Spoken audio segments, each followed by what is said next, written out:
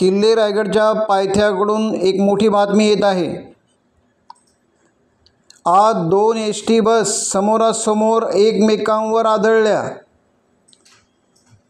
हा भीषण अपघात सांदोशी मार्गावर झाला। या अपघातात महाड सांदोशी बसमधील 3 प्रवासी गंभीर जखमी झालेत। माणगाव पाचाड मार्गावरील सांदोशी गावाजवळ या 2 बस वळणावर एकमेकांवर आदळल्या। जखमींना पाचाड येथील शासकीय रुग्णालयात उपचाराकरिता हलविण्यात आले आहे। दोन्ही बसगाड्यांचे मोठे नुकसान झाले आहे।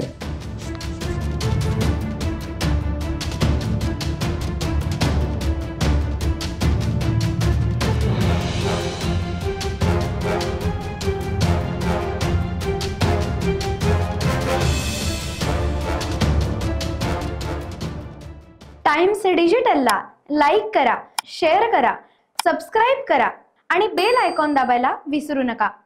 Times digital.